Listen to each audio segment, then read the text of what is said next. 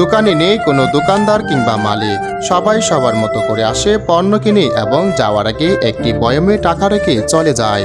এজন্য সবার জন্য উন্মুক্ত একটি দোকান। আশ্চর্যের বিষয় হলো এই দোকানটি স্কুল শিক্ষার্থীদের জন্য।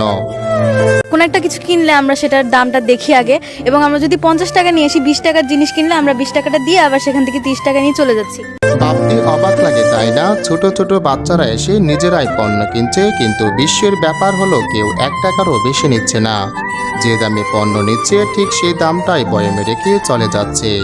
এমনকি অনেক সময় দেখা যায় কেউ 10 টাকার পণ্য কিনে 20 টাকা রেখে গেলে অতিরিক্ত 10 টাকা নিজ হাতে ফেরত নিয়ে চলে যায়।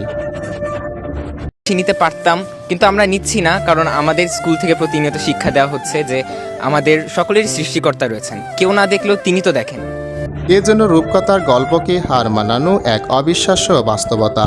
কিন্তু এ কোনো গল্প কাহিনী নয়, একেবারে বাস্তব ঘটনা।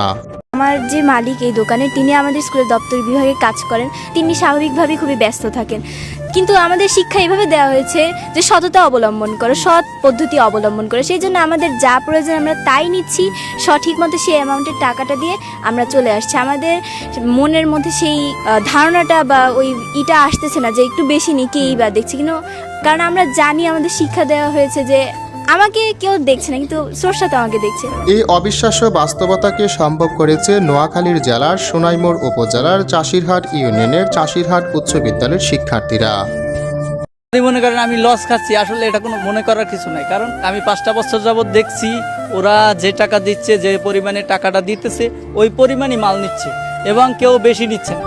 যখন সমাজে প্রতারণা, বিশ্বাসঘাতকতা প্রতিদিনের চর্চায় পরিণত হয়েছে, তখন গ্রামের এক কোণে দাঁড়িয়ে থাকা বিদ্যালয় দেখিয়ে দিচ্ছে ভিন্ন এক চিত্র। আসলে আমাদের যে স্কুলটা, এরকম স্কুল পুরো বাংলাদেশে আর কোথাও পাওয়া যাবে না। আমাদের স্কুলটা একটু অন্যরকম, যেখানে আমরা সম্পূর্ণরূপে সর্বোচ্চ নৈতিকতার পরিচয় দিই। এটা আমাদেরকে আমাদের স্কুল থেকে শেখানো হচ্ছে, এবং তিনি আমাদেরকে সর্বোচ্চ বিশ্বাস করেন, আমরাও তার বিশ্বাসের সর্বোচ্চ মর্যাদা দিই। মানবিকতা, ন্যায় পরায়ণতা আর সততার জয়গান।